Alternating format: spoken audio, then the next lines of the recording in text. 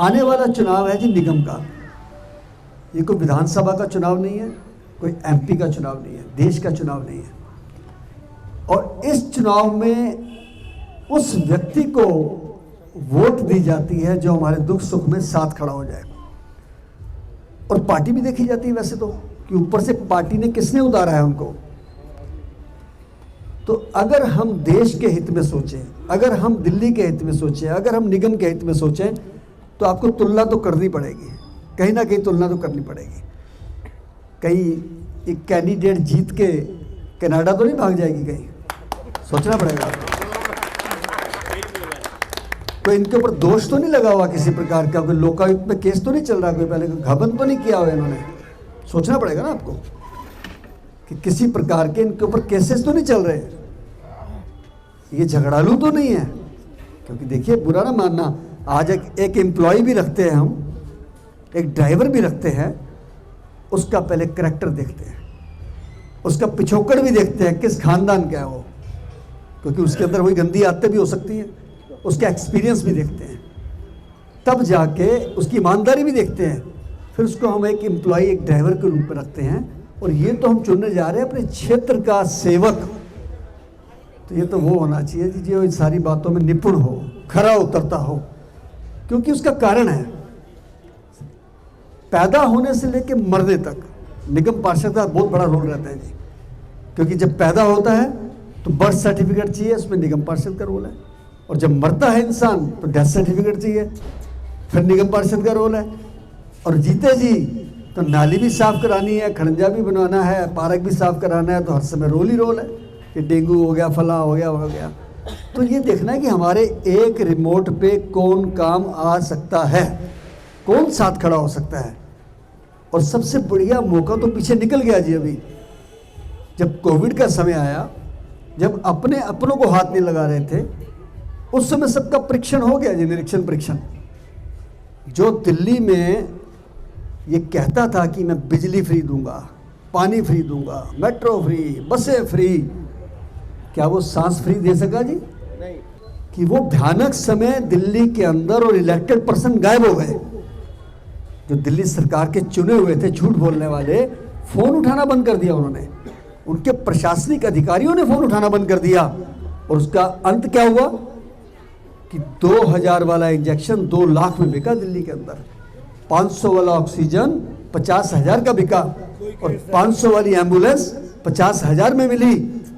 आपके सामने, मैं झूठ तो नहीं कह रहा। और उससे भी ज्यादा किसी ने फायदा उठाया तो प्राइवेट हॉस्पिटल्स ने 25-25 लाख रुपए का बिल, गरीब आदमियों की लाशें नहीं दी उन्होंने। क्या दिल्ली सरकार ने किसी हॉस्पिटल को बंद किया? जयपुर गोल्डन हॉस्पिटल के अंदर एक रात में 25 लोगों का मर जाना, ये नाकामी नहीं थी दिल्ली सरकार की? मुख्यमंत्री को शर्म नहीं आई? इन्होंने क्यों नहीं रिजाइन दिया? उसने रिजाइन देना चाहिए था इनको। कि हम लंबी लंबी बातें करते हैं मुफ्त में देने की, आप सांस मुफ्त नहीं दे सके जी। जो भी वादे कर रहे हैं कि हम कूड़े के ढेर तोड़ देंगे, ये कर देंगे, वो कर देंगे। दिल्ली में, पंजाब में नारे लगाते हैं कि शराबबंदी करेंगे, और दिल्ली में घर घर में ठेके खोलते हैं। चरित्र देखिए आप, करैक्टर देखिए उनका। और निगम में झूठे वादे करते हैं, और यहाँ एक के साथ एक 2 बोतलें शराब की फ्री देते हैं। तो ये बात आपको सोचनी होगी कि हम जिसको चुनने जा रहे हैं वो हमारे काम भी आएगा कि नहीं आएगा। और फिर सबसे बड़ी बात कि जब दिल्ली के अंदर इतना भयानक समय चल रहा था, झूठ बोलने वाली पार्टी गायब हो गई, तो काम किसने किया? काम किया अमित शाह जी ने। सड़क पर उतरे, मिलिट्री उतरी, और हॉस्पिटल्स को भी गवर्नमेंट ने संभाला, सेंट्रल गवर्नमेंट ने, और मिलिट्री ने संभाला। तो नहीं तो लाशें जो है ना हमारी सड़कों के ऊपर पड़ी होनी थी। सोचिए, बचपन में दूध की लाइनें देखी थी, थिएटर पे लाइनें देखी थी, लेकिन ये सीमापुरी शमशान घाट के बाहर लाइन देखी थी आपने? 150 लोगों की लाश की लाइन। ये नाकामी थी दिल्ली सरकार की, क्योंकि हॉस्पिटलों के अंदर कोई इलाज नहीं मिल पाया। इसको छुपाते क्या हैं लोग? उजागर करें उसको, ये मौका है अब उजागर करने का। दब के उजागर कीजिए। मैं तो करता हूँ, 24 घंटे करता हूँ, जो मेरा उखाड़ना उखाड़ लें। मैं आपको बताने जा रहा हूँ कि अगर माननीय प्रधानमंत्री हमारे तेजस्वी मोदी जी 200 करोड़ लोगों को वैक्सीनेट नहीं कराते, तो शायद तीसरा और चौथा दौर भी भयानक होता और लाशें फिर सड़कों पर पड़ी होती। तो उसको आप भूल नहीं सकते हैं। मुझे याद है उस समय हमारे लोग, चाहे हमारे साथी थे सेवादल के, चाहे दुबे जी बैठे हैं, महेंद्र जी बैठे हैं, हमारी बहन संग्रिका बैठी हैं, ये लोग घर घर जाके राशन की किटें बांट रहे थे, खुद जाके बांट रहे थे।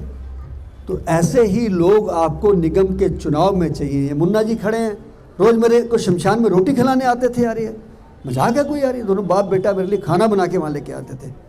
तो ये बातें मैं कैसे भूल सकता हूँ कि जो बुरे समय में जिसने आपके साथ किया है, किसने किया? मोदी जी ने किया। किसने किया? अमित शाह जी ने किया। उनको कैसे भूल सकते हैं आप? चलो ये छोटा इलेक्शन है, इसको लेके चलते हैं।